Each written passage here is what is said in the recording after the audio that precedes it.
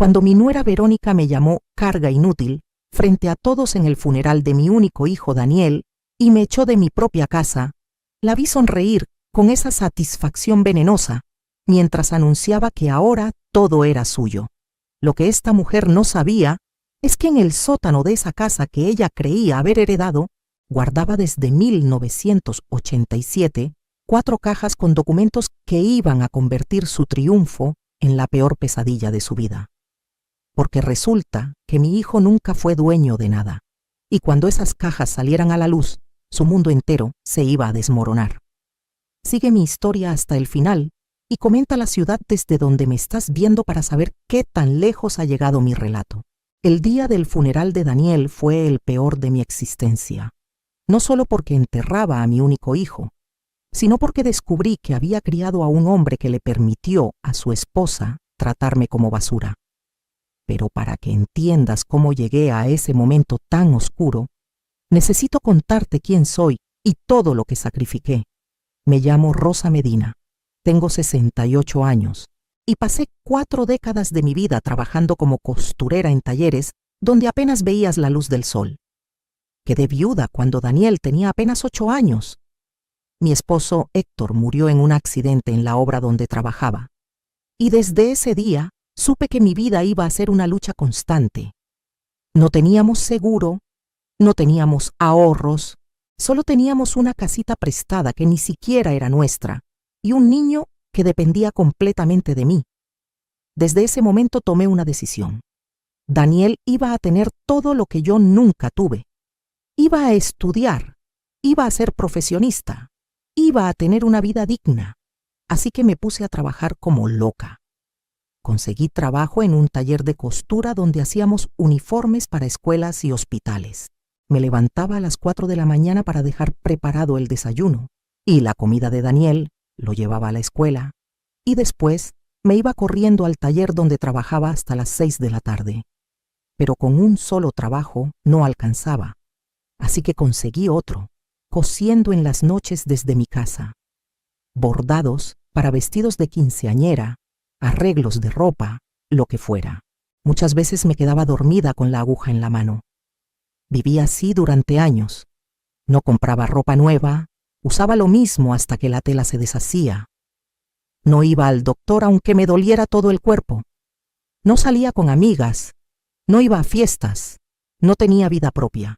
Todo, absolutamente todo lo que ganaba, lo invertía en Daniel y en ahorrar para comprar una casa. Porque mi sueño era tener algo propio, un lugar que nadie nos pudiera quitar. En 1987, después de 11 años ahorrando cada peso, logré comprar un terreno en las afueras de la ciudad. No era gran cosa, estaba lejos de todo, pero era mío, completamente mío. Vendí las pocas joyas que me había dejado mi mamá, pedí prestado a una tanda y con eso empecé a construir, ladrillo por ladrillo, cuarto por cuarto. Yo misma ayudaba a los albañiles los fines de semana. Cargaba arena, mezclaba cemento, lo que hiciera falta para ahorrar un poco más.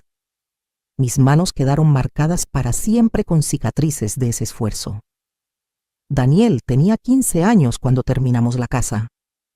Recuerdo su cara de felicidad cuando nos mudamos. Me abrazó llorando y me dijo que yo era la mejor mamá del mundo, que cuando fuera grande me iba a cuidar y nunca me iba a faltar nada. Esas palabras me llenaron el corazón de esperanza. Pensé que todo el sacrificio había valido la pena. Lo apoyé para que estudiara ingeniería. Trabajé doble para pagarle la universidad privada porque en la pública no había quedado. Le compraba sus libros, le daba para sus pasajes, para que comiera bien. Yo seguía comiendo frijoles y tortillas, pero él tenía su dinero para la cafetería. Cuando se graduó lloré de felicidad. Mi hijo era ingeniero, lo había logrado. Conoció a Verónica en su trabajo. Ella era secretaria en la misma empresa. Desde el principio algo en esa mujer no me gustó. Era de esas personas que te sonríen de frente, pero te clavarían un cuchillo por la espalda sin pensarlo. Siempre bien arreglada, con uñas perfectas, ropa de marca. Se notaba que venía de familia con dinero, o al menos eso aparentaba. Cuando Daniel me dijo que se iban a casar, traté de advertirle. Le dije que me parecía una mujer interesada, que solo veía el dinero. Se enojó muchísimo conmigo. Me dijo que yo era una amargada, que estaba celosa, que nunca iba a aceptar que él fuera feliz con alguien más. Me tragué mis palabras y acepté la boda. ¿Qué otra cosa podía hacer? Hasta pagué la mitad de la fiesta porque los papás de Verónica dijeron que no tenían tanto dinero como ella presumía. Gasté mis ahorros de 2 años en ese matrimonio que desde el principio supe que era un error. Cuando se casaron, se fueron a vivir a un departamento rentado. Yo seguía en mi casa, sola, trabajando. Daniel me visitaba al principio, pero cada vez menos. Verónica siempre tenía una excusa para que no viniera. Que tenían compromiso aquí, que tenían que ir allá, que estaban cansados. Las visitas que duraban horas se convirtieron en visitas de media hora y después en llamadas rápidas. Hace 5 años me enfermé de diabetes. El doctor me dijo que tenía que cuidarme, tomar medicinas, comer bien. Pero las medicinas eran caras y yo ya estaba mayor para trabajar tanto. Le pedí ayuda a Daniel. Me dijo que sí, que no me preocupara, pero el dinero llegaba a cuentagotas y siempre con reclamos. Verónica le decía que yo solo quería sacarles dinero, que era una exagerada, que seguro ni estaba tan enferma. Un día llegaron a visitarme con una propuesta. Verónica habló casi todo el tiempo mientras Daniel miraba al piso. Me dijeron que lo mejor era que me fuera a vivir con ellos, que ya estaba muy grande para estar sola, que me podían cuidar mejor. Yo no quería dejar mi casa, pero tampoco quería ser una carga. Acepté pensando que iban a estar cerca de mi hijo, que íbamos a ser una familia. Qué equivocada estaba. Desde el primer día en su casa, Verónica dejó claras las reglas. Yo tenía que ayudar con la limpieza, tenía que cocinar, tenía que hacer mi cuarto apenas después de levantarme. Me trataba como sirvienta, no como la mamá de su esposo. Y lo peor es que Daniel no decía nada. Cuando yo intentaba hablar con él, me decía que no exagerara, que Verónica solo quería orden en su casa, que yo debía ser más comprensiva. Mi casa, mi querida casita que construí con mis propias manos, quedó cerrada. Daniel me convenció de que era mejor rentarla para tener un ingreso extra. Dijo que él se encargaría de todo, que el dinero de la renta me lo daría para mis gastos. Firmé un papel dándole permiso para administrarla porque confiaba en mi hijo. Nunca vi un solo peso de esa renta. Los meses pasaron y mi vida en casa de Verónica se volvió un infierno. Me gritaba por cualquier cosa. Que si la comida estaba salada, que si no había doblado bien la ropa, que si hacía ruido en las mañanas. Delante de Daniel era más discreta, pero cuando él no estaba, me hacía sentir como una basura. Me decía que era una mantenida, que comía de su dinero, que debía estar agradecida de que me hubieran recogido. Un día me atreví a pedirle a Daniel el dinero de la renta de mi casa. Me dijo que, ¿qué renta? Que esa casa estaba vieja y nadie la quería rentar, que mejor la dejáramos cerrada. Yo sabía que mentía, pero no tenía forma de comprobarlo. Me sentí impotente, traicionada por mi propio hijo. Verónica empezó a invitar a sus amigas a la casa, y yo tenía que servirles como si fuera la empleada. Ellas me miraban con lástima o con desprecio. Nunca supe cuál era peor. Escuchaba cómo Verónica les contaba que me había recogido de la calle prácticamente, que era una obra de caridad tenerme ahí. Mi hijo escuchaba esas conversaciones y no decía nada, absolutamente nada. Cada día me sentía más pequeña, más invisible, más inútil. Empecé a creer las cosas que Verónica decía de mí, que era una carga, que no servía para nada, que debía estar agradecida. Dejé de pelear, dejé de reclamar. Me convertí en un fantasma en esa casa. Entonces pasó lo del accidente. Daniel venía de regreso de un viaje de trabajo cuando un tráiler se pasó el alto y lo impactó de lleno. Murió en el instante. Cuando recibí la llamada del hospital, sentí que el mundo se derrumbaba. Mi único hijo, mi razón de vivir, se había ido. Todo el sufrimiento, toda la humillación, todo dejó de importar en ese momento. Solo quería despertar de esa pesadilla. Verónica organizó todo el funeral. No me preguntó nada, no me consultó nada. Escogió el ataúd más caro, las flores más caras, el servicio más lujoso. Invitó a todos sus conocidos, a la gente de su trabajo, a sus amigas. Parecía más un evento social que un funeral. Ella llegó con un vestido negro de diseñador, maquillaje perfecto, actuando como la viuda desconsolada. Yo llegué con mi vestido negro viejo, el mismo que usé cuando murió mi esposo, sin maquillaje, porque no dejaba de llorar. Durante toda la ceremonia, Verónica fue el centro de atención. Lloraba dramáticamente, se desmayaba en brazos de sus amigas, daba discursos sobre cuánto amaba a Daniel. Yo estaba en una esquina, invisible como siempre. La gente ni siquiera me ofrecía el pésame. No sabían quién era yo. Verónica nunca me presentaba como la mamá de Daniel, simplemente me ignoraba. Después del entierro, todos fueron a la casa para el convivio. Verónica había contratado servicio de banquetes, meseros, todo muy elegante. Yo me fui a la cocina porque no soportaba ver a toda esa gente que ni conocía a mi hijo, que solo estaban ahí por compromiso social. Estaba sentada en un rincón, llorando en silencio, cuando Verónica entró. Cerró la puerta detrás de ella y me miró con un desprecio que nunca había visto tan claramente. Ya no tenía que fingir, ya no había Daniel que la pudiera detener. Me dijo que teníamos que hablar, que las cosas iban a cambiar. Me quedé callada, esperando. Ella se acercó, se cruzó de brazos y empezó a hablar con una frialdad que me heló la sangre. Me dijo que ahora que Daniel había muerto, yo era completamente inútil para ella, que había tolerado tenerme en su casa solo porque Daniel insistía, pero que ya no había razón para seguir haciéndolo, que yo no aportaba nada, que era una carga económica y emocional. Le temblaba la voz de pura rabia contenida cuando me dijo que yo era una vieja mantenida, que vivía de lo que ellos ganaban, que nunca había aportado nada a esa casa, que solo consumía recursos, que era patética, que daba lástima verme. Sentí que el piso se abría bajo mis pies, pero lo peor aún estaba por venir. Verónica sacó unos papeles de su bolso, me los aventó a la cara y me dijo que esos eran documentos que comprobaban que ella era la heredera universal de Daniel, que la casa que yo construí, mi casa, ahora era legalmente de ella, que Daniel la había puesto a su nombre hacía años y que yo había firmado los papeles sin darme cuenta. Me quedé helada. Recordé vagamente haber firmado varios documentos cuando me fui a vivir con ellos.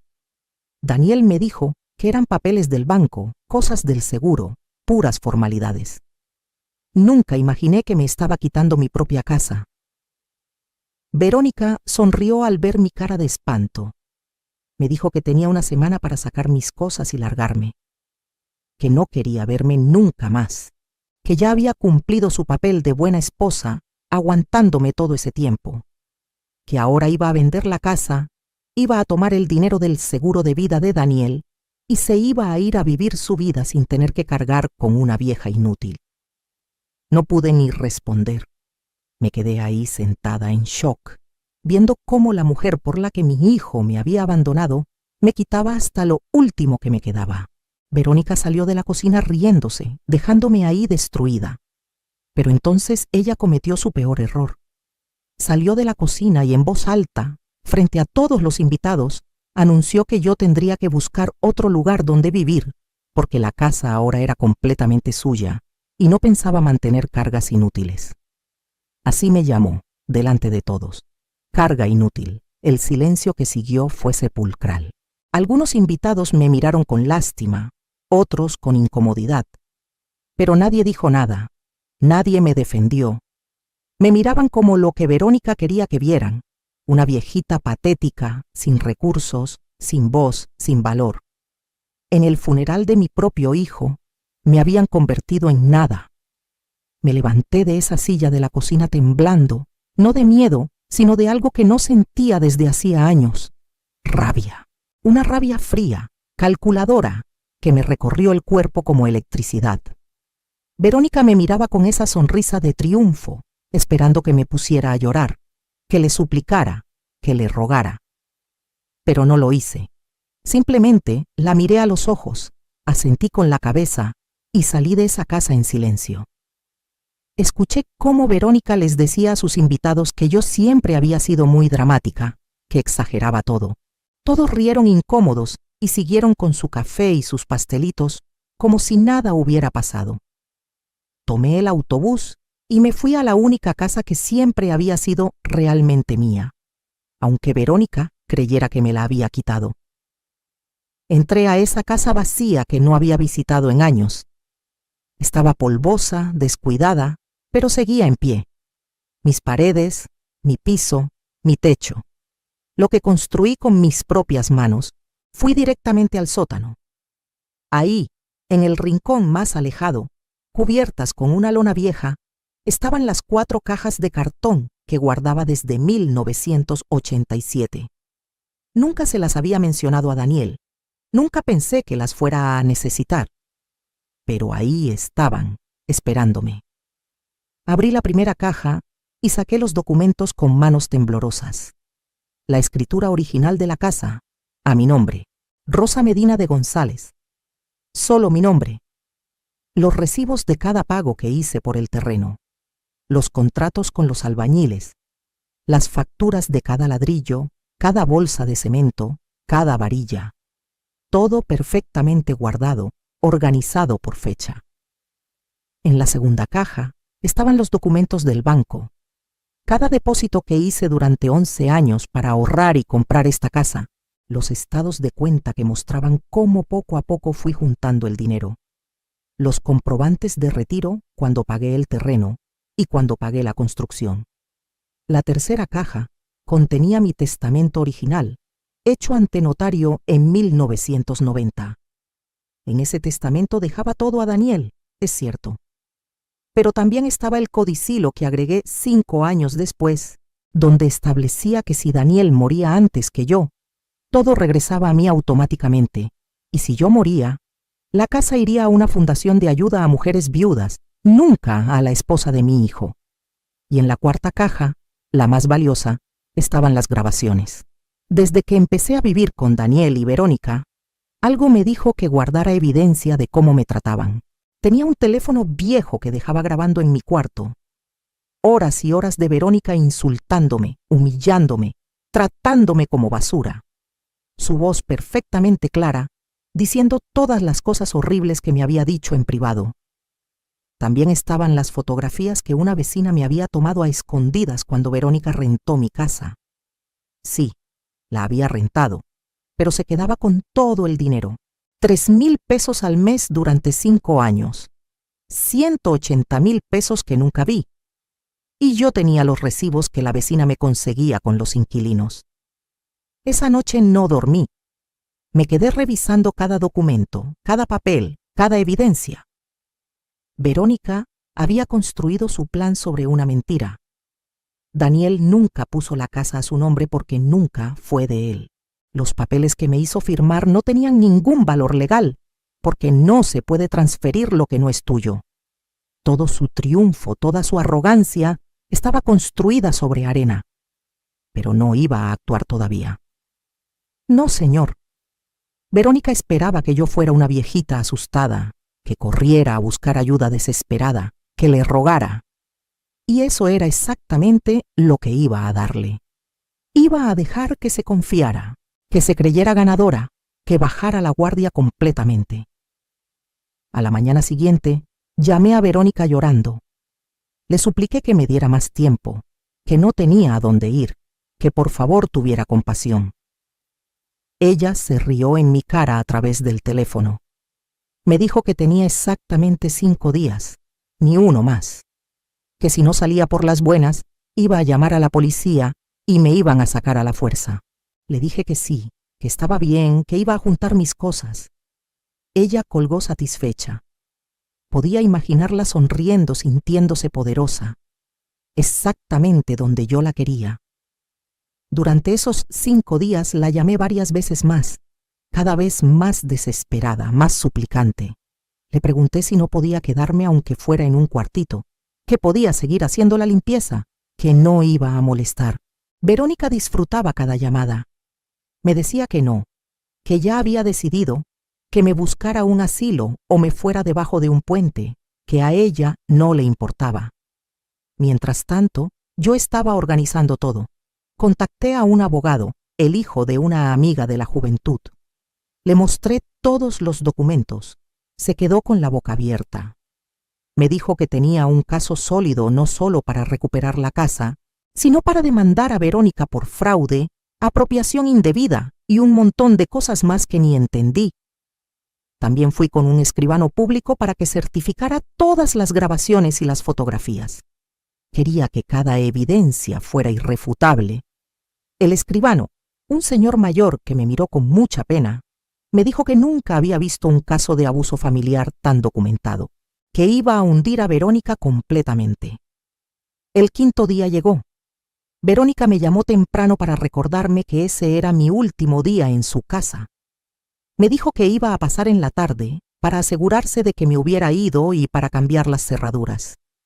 Le dije que sí, que ya tenía mis maletas listas, que solo necesitaba que me ayudara a llamar un taxi porque no tenía dinero ni para eso. Se rió cruelmente y me dijo que ella no iba a gastar ni un peso en mí, que me fuera caminando si era necesario, que nos veíamos en la tarde para entregarle las llaves. Colgó antes de que yo pudiera responder. Pero lo que Verónica no sabía es que yo no estaba en su casa. Estaba en la mía, en mi verdadera casa, con mi abogado, preparando todo para lo que venía. Habíamos citado a Verónica oficialmente a comparecer ante el juez al día siguiente, pero antes íbamos a darle una sorpresita. A las 5 de la tarde, como habíamos quedado, Verónica llegó a la casa.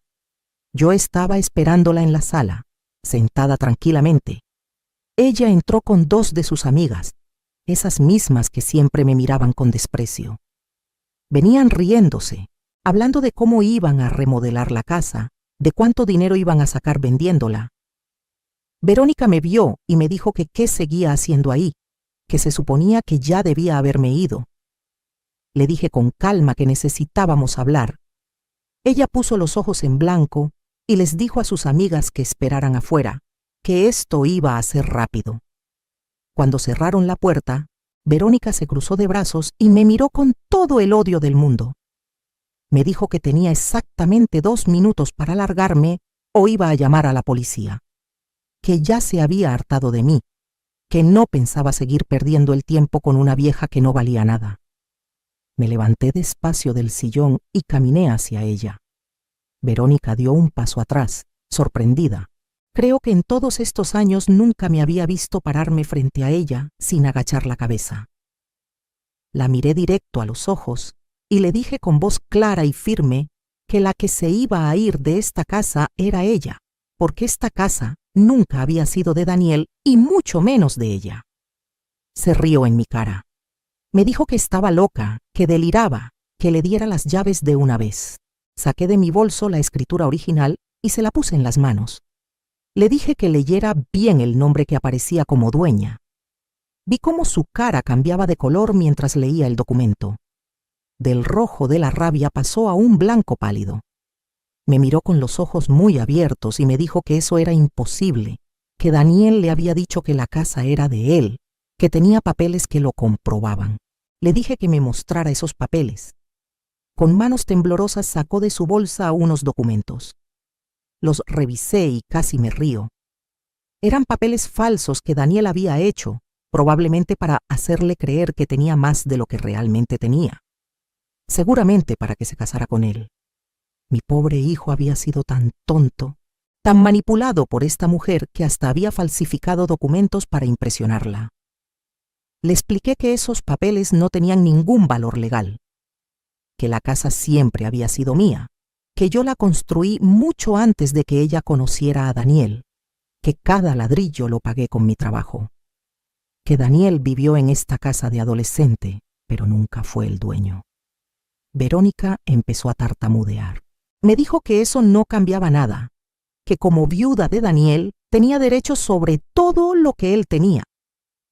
Le sonreí y le dije que Daniel no tenía nada, que el departamento donde vivían era rentado, que el coche estaba a nombre de la empresa, que las tarjetas de crédito estaban al límite, que lo único de valor que existía era esta casa, y esta casa era completamente mía.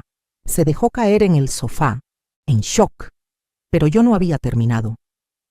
Saqué los estados de cuenta del banco donde se veían todos los depósitos de renta de los últimos 5 años. Le dije que sabía que había rentado mi casa y que se había quedado con el dinero, que eso era apropiación indebida y que iba a tener que devolver hasta el último peso, con intereses. Verónica trató de negarlo, pero le mostré las fotografías de los inquilinos entrando y saliendo, los recibos firmados por ella. Su cara se descompuso completamente. Empezó a llorar, a decir que no sabía que estaba mal, que Daniel le había dicho que podía hacerlo, que ella necesitaba el dinero. Entonces saqué mi última carta. Le puse el teléfono enfrente y reproduje las grabaciones. Su propia voz sonó en la sala, clara y fuerte, diciéndome todas las barbaridades que me había dicho durante años, llamándome vieja, inútil, mantenida, basura, burlándose de mí, humillándome, amenazándome. Verónica se puso de pie de un salto y trató de quitarme el teléfono, pero yo lo alejé. Le dije que esas grabaciones ya estaban en manos de mi abogado, certificadas ante notario, listas para presentarse ante un juez, que no solo iba a perder cualquier reclamo sobre mi casa, sino que la iba a demandar por abuso de adulto mayor, apropiación indebida y fraude. Se quedó parada ahí, temblando, con rímel corrido por la cara. Ya no era la mujer elegante y segura del funeral. Era una estafadora descubierta, una abusadora expuesta. Me preguntó qué quería, que si era dinero, que podíamos llegar a un arreglo. Le dije que no quería su dinero sucio, que lo único que quería era justicia, que al día siguiente tenía que presentarse ante el juez y que si no lo hacía, iba a girar una orden de aprehensión en su contra, que podía elegir enfrentar las consecuencias de sus actos con dignidad o terminar siendo arrestada públicamente. Verónica se arrodilló frente a mí, literalmente se arrodilló y empezó a suplicarme que la perdonara, que no lo volveríamos a hacer, que había sido un error, que por favor no arruinara su vida. La misma mujer que me había echado de mi casa en el funeral de mi hijo, que me había llamado carga inútil frente a todos, estaba ahí rogándome piedad. Pero yo había aprendido algo en todos estos años de humillación. El silencio y la paciencia pueden ser las armas más poderosas. Le dije que se levantara, que guardara su dignidad, que nos veríamos en el juzgado y que ahí se decidiría todo, que ahora se fuera de mi casa y que no volviera nunca más. Verónica salió tambaleándose con sus amigas esperándola afuera. Las escuché preguntarle qué había pasado, por qué estaba llorando. Verónica no pudo ni responder. Se subió a su coche y se fue.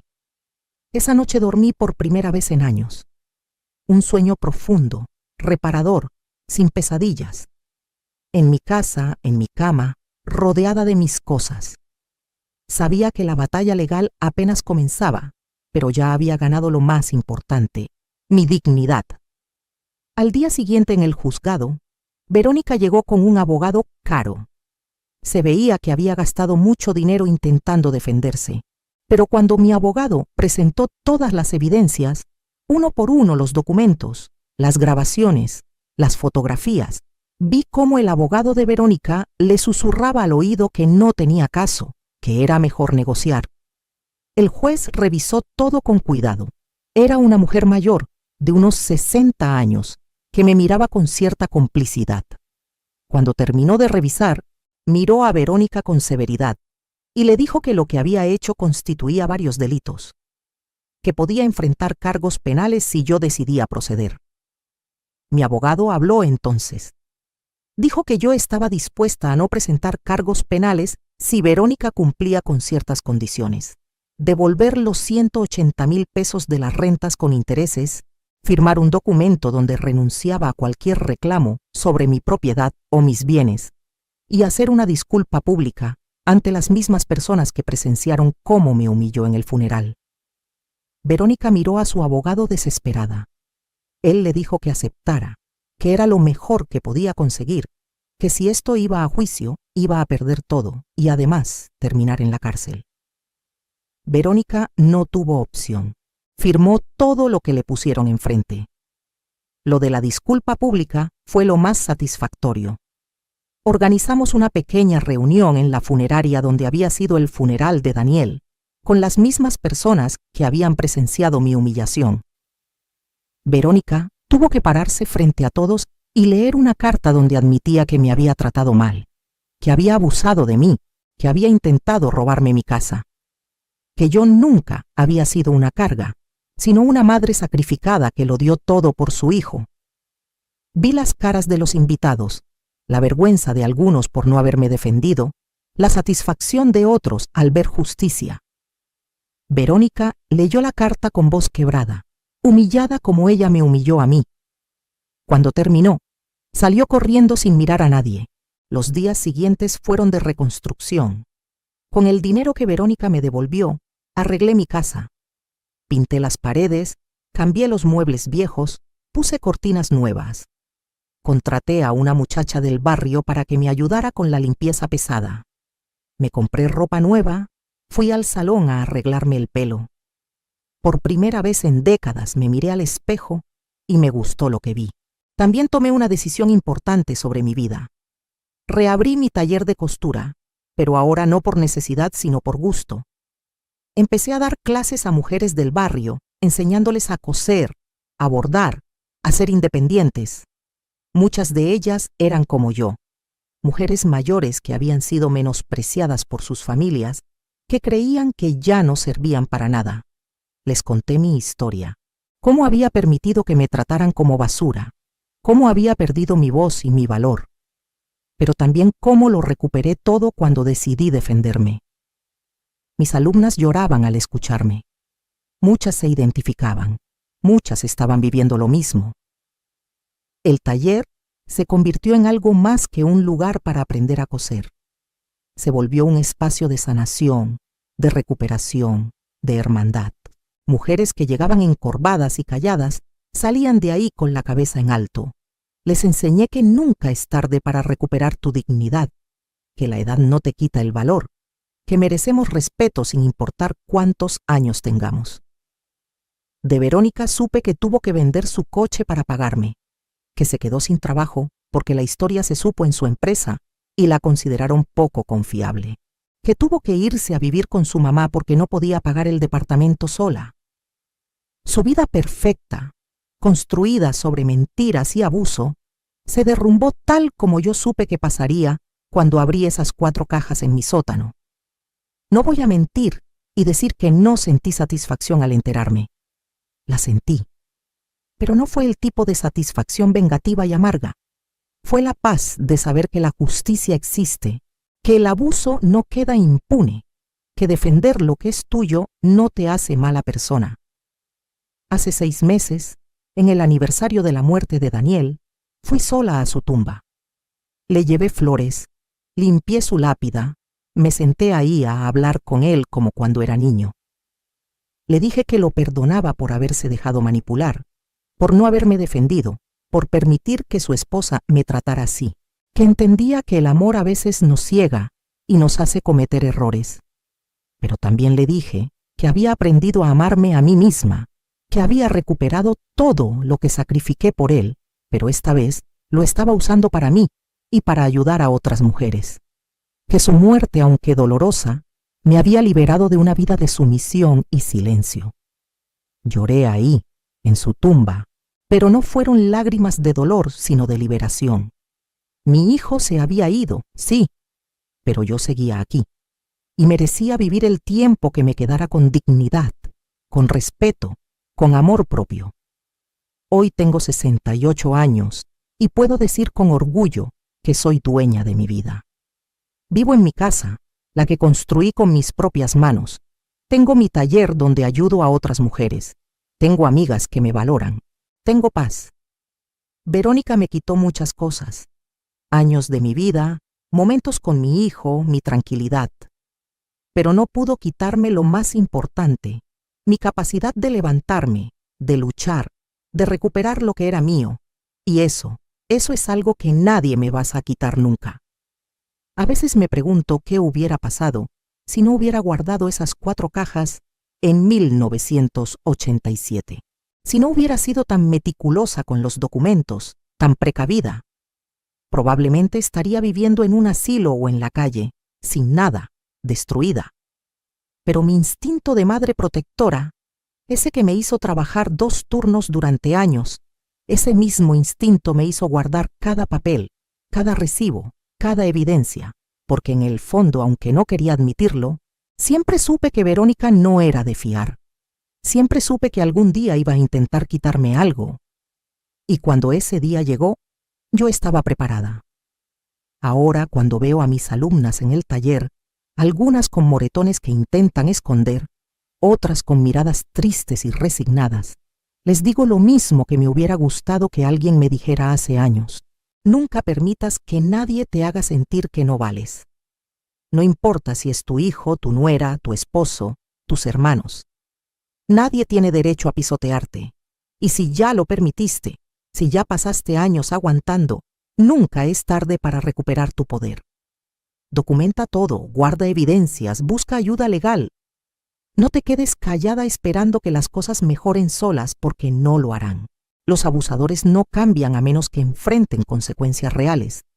También les digo que el dinero que ganes, aunque sea poco, que lo guardes en una cuenta que solo tú manejes, que tengan un plan de escape, documentos importantes en un lugar seguro, que no dependan completamente de nadie, ni siquiera de sus hijos. Porque por más que los ames, por más que hayas sacrificado todo por ellos, a veces la vida da vueltas inesperadas.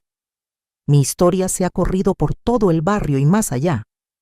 Mujeres que no conozco me paran en la calle para contarme que están pasando por algo similar.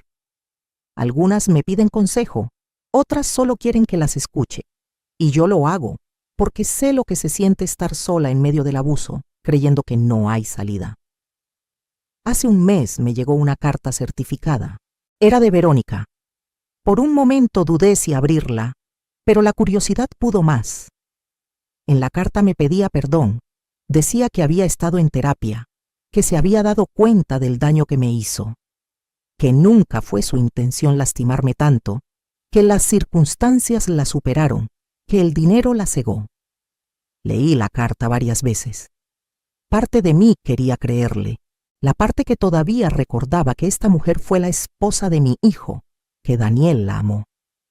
Pero la parte más fuerte de mí, la que aprendió la lección, sabía que algunas disculpas llegan demasiado tarde, que perdonar no significa olvidar ni abrir de nuevo las puertas que cerraste para protegerte. Le escribí una respuesta corta. Le dije que aceptaba sus disculpas, pero que no quería tener contacto con ella nunca más, que le deseaba lo mejor en su vida, pero lejos de la mía, que esperaba que esta experiencia le hubiera enseñado a tratar mejor a las personas, especialmente a las mujeres mayores que no pueden defenderse. Mandé la carta y sentí como si cerrara el último capítulo de esa historia dolorosa. Verónica ya no era parte de mi presente ni de mi futuro. Era solo un recuerdo, una lección aprendida, una historia que contar para ayudar a otras. Mi vida ahora es simple pero plena. Me levanto cuando quiero, desayuno tranquila en mi cocina. Voy a mi taller 3 veces por semana. Los domingos voy a misa y después me junto con las amigas del grupo de costura a comer. Tengo una rutina, tengo paz, tengo propósito. Ya no tengo a mi hijo, eso es algo que me duele todos los días. Pero aprendí que el dolor no tiene que definirte, que puedes honrar a los que se fueron viviendo plenamente, no arrastrándote en la miseria. Daniel hubiera querido verme feliz, estoy segura. El verdadero Daniel, el niño que me abrazaba y me decía que era la mejor mamá del mundo, no el hombre que se dejó manipular. Hay días difíciles, no voy a mentir. Días en que miro las fotos de Daniel de niño y lloro por todo lo que perdimos, por la relación que pudimos tener si Verónica no hubiera estado de por medio. Pero luego miro alrededor de mi casa, Veo todo lo que recuperé. Pienso en las mujeres a las que he ayudado y sé que no todo está perdido. Mi mensaje para cualquier mujer que esté pasando por algo similar es este: no te rindas. No importa qué tan oscuro se vea el camino. No importa cuántos años tengas. No importa si todos te dicen que te calles y aguantes. Tú vales. Tu vida importa. Tus años de sacrificio significan algo. Si te están abusando, documéntalo. Si te están robando, guarda evidencias. Si te están humillando, grábalo. Y cuando tengas suficiente, busca ayuda legal. Hay abogados que trabajan pro bono, hay organizaciones que ayudan a mujeres mayores, hay recursos disponibles. Solo tienes que dar el primer paso. Y si ya diste ese paso, si ya te defendiste y recuperaste lo tuyo, ayuda a otra mujer a hacer lo mismo.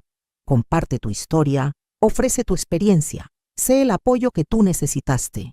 Porque juntas somos más fuertes. Juntas podemos cambiar esta cultura que nos enseña a aguantar todo en silencio. Tengo 68 años y recién estoy empezando a vivir de verdad. No como la sombra de alguien más, no como la sirvienta no remunerada, no como la carga inútil, sino como Rosa Medina, una mujer que construyó una casa con sus propias manos, que crió a un hijo sola, que sobrevivió al abuso y salió victoriosa. Mis manos ya no son jóvenes, están marcadas por años de trabajo, por cicatrices de construcción y costura, pero son manos fuertes, manos que saben luchar, manos que saben construir, y mientras estas manos funcionen, voy a seguir construyendo mi vida, mi legado, mi comunidad de mujeres fuertes. Las 4 cajas que guardé desde 1987 no solo contenían documentos, contenían mi liberación, mi justicia, mi futuro. Eran la prueba de que nunca fui la inútil que Verónica decía. Era una mujer previsora, inteligente, fuerte. Solo había olvidado eso por un tiempo. Ahora lo recuerdo todos los días. Cuando me miro al espejo, cuando abro mi taller, cuando ayudo a otra mujer a encontrar su voz. Soy Rosa Medina y esta es mi historia. Una historia de caída y resurrección, de abuso y justicia, de silencio y voz recuperada. Y si hay algo que quiero que aprendas de todo esto, es que nunca, nunca permitas que nadie te haga sentir pequeña, porque no lo eres. Eres grande, eres valiosa, eres importante y mereces respeto, amor y dignidad, sin importar tu edad, tu situación económica o tu historia. Así que te pregunto, ¿qué harías tú en mi lugar? ¿Te quedarías callada o lucharías por lo tuyo? Cuéntame en los comentarios. Y si conoces a alguien que esté pasando por algo similar, comparte esta historia. Tal vez sea justo lo que necesita escuchar para encontrar el valor de defenderse.